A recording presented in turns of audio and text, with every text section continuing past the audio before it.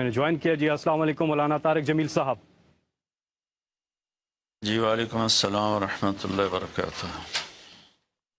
جی السلام علیکم مولوی صاحب. جی وعلیکم السلام ورحمۃ اللہ وبرکاتہ. مولانا صاحب پوری قوم جی. دیکھ رہی ہے یہ ٹرانسمیشن اور پوری دنیا میں، اور سب انتظار کر رہے ہیں کہ سب اکٹھے ہو کے میں نے ایک بھی ساتھ 1 گھنٹہ دیکھی ہے. جی سب اکٹھے ہو کے، متحد ہو کے، یکجا ہو کے، ایک ساتھ مل کے اللہ کے حضور دعا کریں.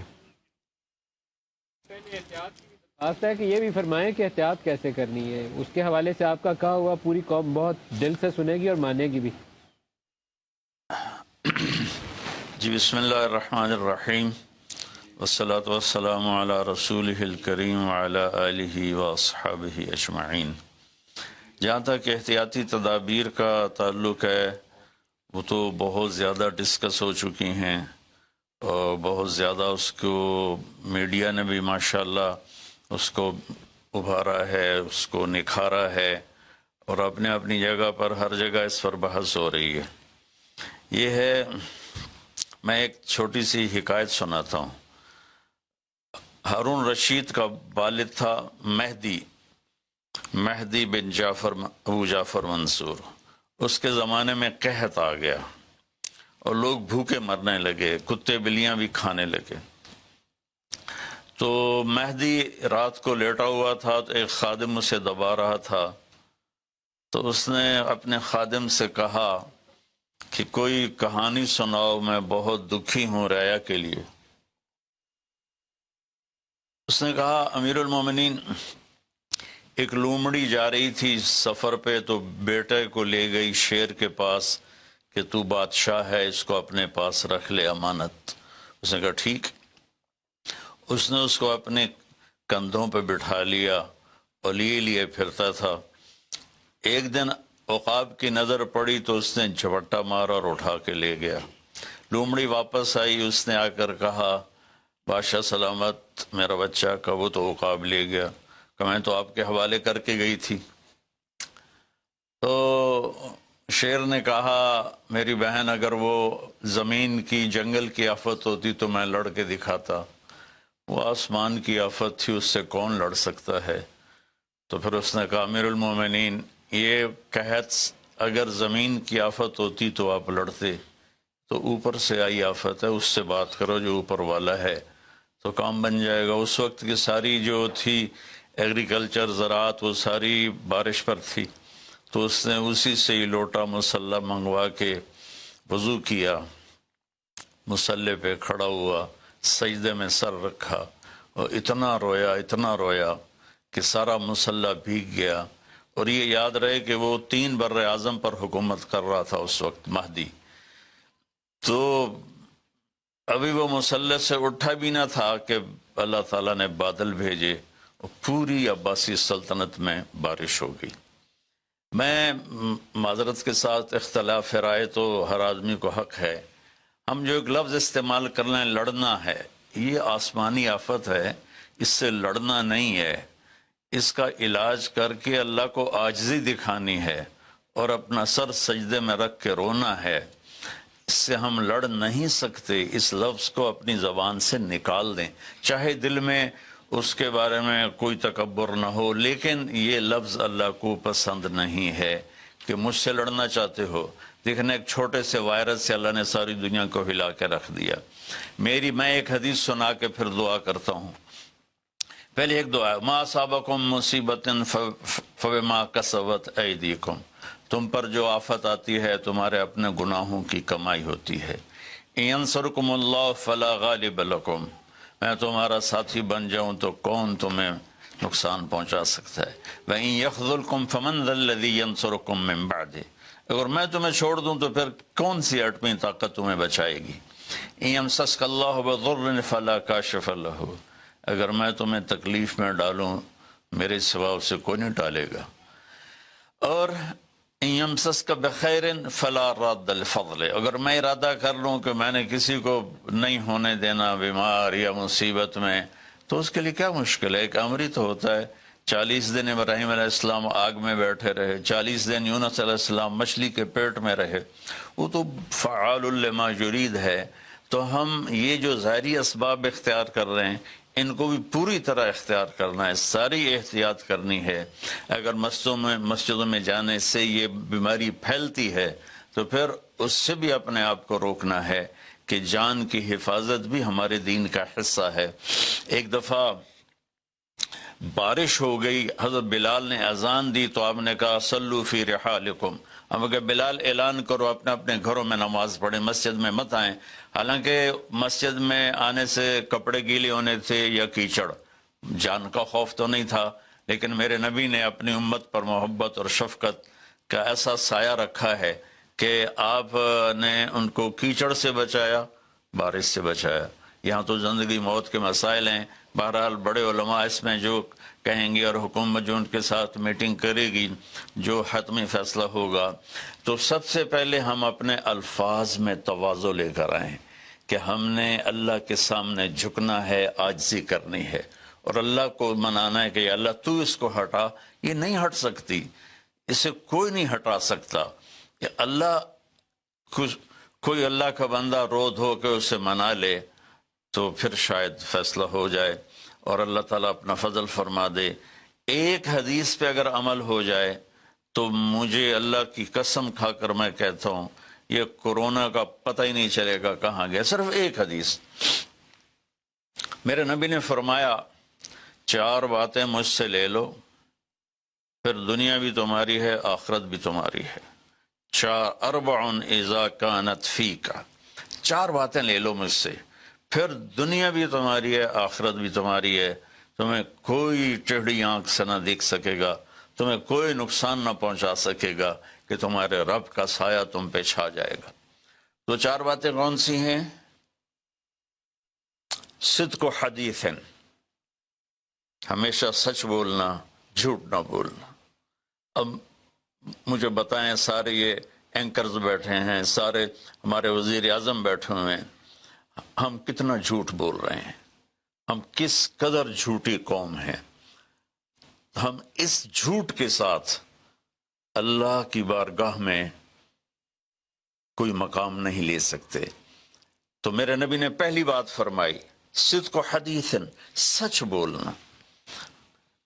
دوسری بات فرمایا حفظ و امانت، کبھی کسی کو دھوکہ نہ دینا۔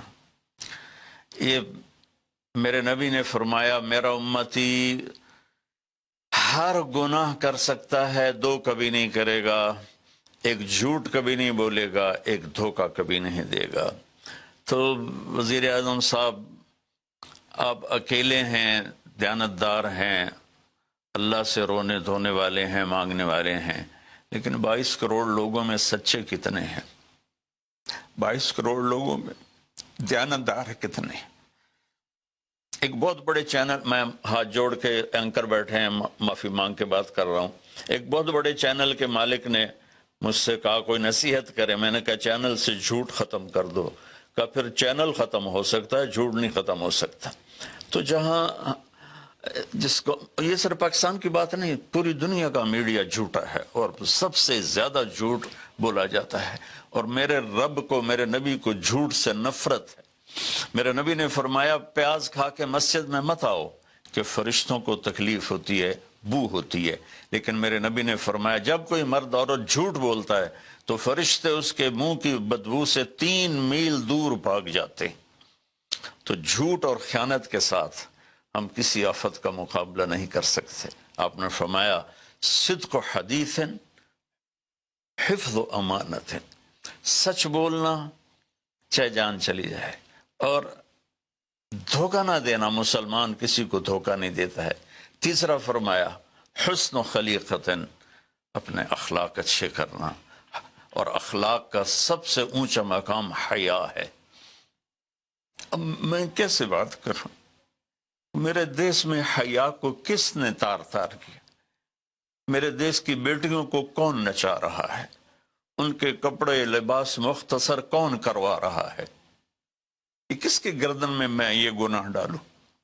میں مجرم ہوں، میں نے اپنی قوم کو نہیں سمجھایا، میں اللہ سے معافی مانگتا ہوں۔ لیکن جب مسلمان کی بیٹی بے حیائی کی طرف چل پڑے اور نوجوان بے حیائی کی طرف چل پڑے تو اللہ کی رحمت سب سے زیادہ عذاب قوم لوط پر آیا کہ وہ بے حیائی میں ساری باؤنڈریز کراس کر گئے تھے، تو اللہ تعالیٰ نے ان پر 5 عذاب بھیجے. 5 کسی قوم پہ 5 عذاب نہیں آئے، ایک ہی عذاب آتا تھا، ان پر 5 عذاب آئے. تو تیسری بات میرے نبی نے فرمائی ہے کہ حیا والے بنو، حیا والے بنو. کہ میری نسل ہے، مجھ سے خان صاحب نے بات کی تھی پہلی دفعہ کہ میں چاہتا ہوں کہ میری یوتھ اللہ کے نبی کے ساتھ جڑے، چونکہ جو ہمارے کالج ہیں، ہماری یونیورسٹیز ہیں، ہمارے خاص طور پر جو یہ پرائیویٹ سکولز ہیں، یہ امت کو، نوجوانوں کو اللہ رسول سے کاٹ رہے ہیں. تو اللہ تعالیٰ یہ پہلا شخص ہے جس کے لیے میرے دل سے دعا نکلی جب اس نے کہا کہ میں نے آپ کو اس لیے بلایا ہے کہ میری قوم اپنے نبی کے ساتھ کیسے جڑ جائے. میں کیا بتاؤں، جب تک اس بے حیائی کو نہیں ہم روکتے، اور کوئی روک نہیں سکتا ہے، اندر سے نیت نہ ہو. سرنڈو ماڈل سکول میں میں نے میٹرک کیا ہے. ہمارے ایک وارڈن، میں ہاسٹل میں رہتا تھا، وہ آ گئے، نمازی تھے، انہوں نے نماز کی سختی کر دی. ہم بے وضو جا کے کھڑے ہو کر نماز پڑھ لیتے تھے، بے وضو. کیونکہ ڈنڈا انسان کو انسان نہیں بناتا ہے جب تک انسان اپنے من میں ڈوب کر پا جا سراغ زندگی. تو اگر میرا نہیں بنتا نہ بن، اپنا تو بن. یہ تو اپنے اندر دل دریا سمندروں ڈوگے کون دلاندیاں جانے ہو، وچے بیڑے وچے جھیڑے وچے ونج مہانے ہو. میری قوم جھوٹ چھوڑ دے، میری قوم بددیانتی چھوڑ دے، میری قوم بے حیائی چھوڑ دے. وعفت فی تہمت، آخری بات میرے نبی نے کہا رزق حلال کھاؤ، رزق حلال کھاؤ. رزق حلال جو صبح سے شام تک، من امسا کالن بعمل یدہ امسا مغفور لہ، جو صبح سے شام تک رزق حلال میں تھک جاتا ہے اس کے اس دن کے سارے گناہ معاف ہو جاتے.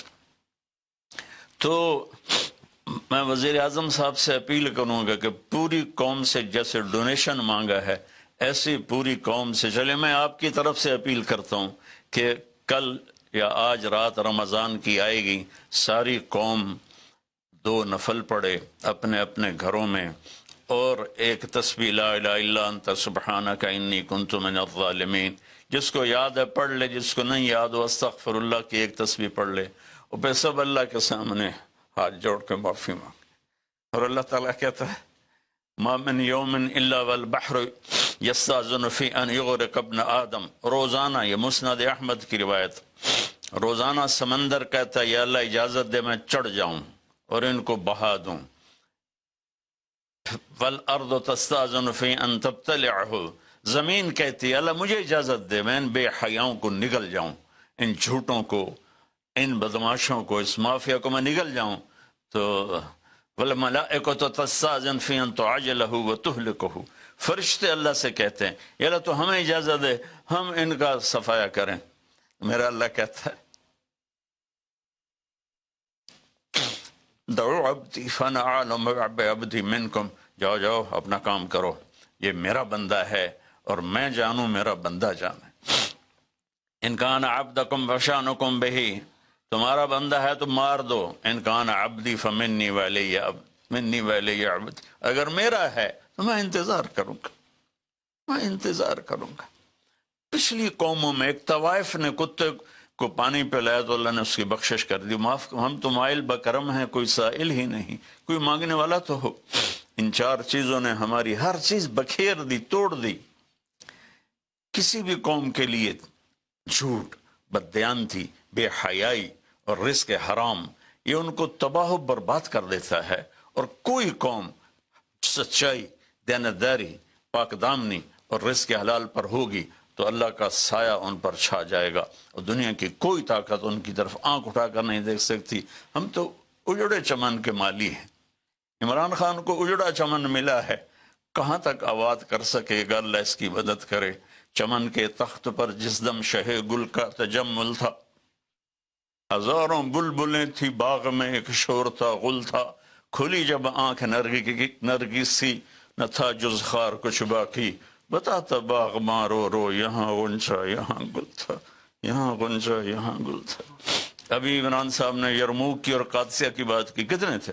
30,000 تھے خالد ابن ولید کے کمانڈ میں، اور سامنے باہان جو تھا وہ 3 لاکھ کا لشکر لے کر آیا ہوا تھا، اور قادسیہ کے میدان میں بھی 30,000 صحابہ تھے، اور ادھر سے جو رستم تھا وہ 3 لاکھ کا لشکر لے کر آیا ہوا تھا، ان کے ساتھ اللہ تھا۔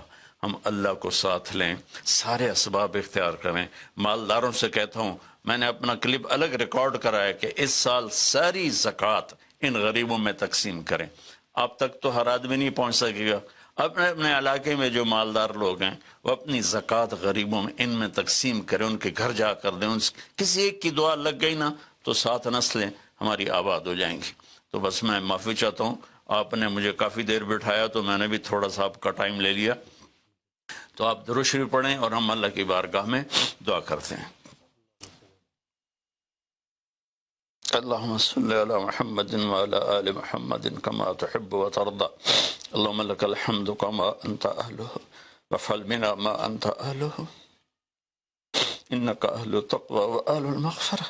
اے میرے رب، ہمیں تسلیم، تو ہم سے ناراض ہو گیا، تو نے سمجھایا ہم کوئی نہ سمجھ، تو ہمیں بلاتا رہا، ہم نے پیچھے مڑ کے نہیں دیکھا، تو نے ہمیں حرام سے روکا، ہم نے ہر حرام کو اپنا کاروبار بنایا، تو نے بے حیائی سے روکا، ہماری نسل نے کپڑے اتار دیے، تو نے رزق حلال کا کہا، ہمارے تاجر سود میں ڈوب گئے، دھوکے میں ڈوب گئے، طاقتور ظالم بن گیا، مظلوم کی فریادیں صرف تیرے تک تو آتی تھی، ہماری تو عدالتیں ظالم ہیں یا اللہ، ہماری تو عدالتیں ظالم، ہمارا قانون ظالم ہے، ہم سارے ظالم ہیں، غریب بھی، امیر بھی، مرد بھی، عورت۔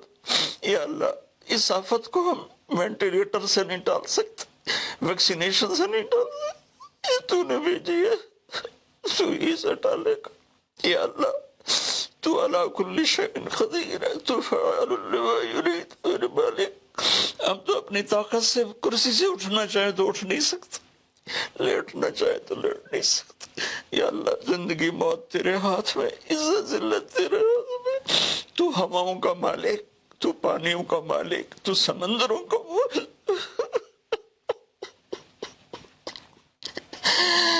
اور مالک، بس ساری منتی ہے، مان جائے اللہ، ہمارے پاس کچھ نہیں ہے، خالی جولی ہے، یہ گناہوں سے بھرا ہوا ہے، یہ سارا دامن گناہوں سے بھرا ہوا ہے، نفرتوں سے، فرقہ واریت سے، سود سے، جھوٹ سے، قتل و غارت سے، بے حیائی سے، بے پردگی سے،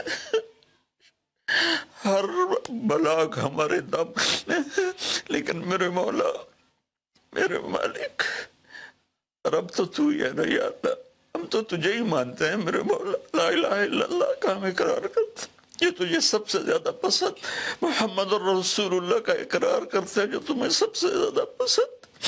آگے ہمارے بعد بہت سی نافرمانی ہے میرے مولا، ہم پیسے کے غلام بن گئے، شہرت کے غلام بن گئے،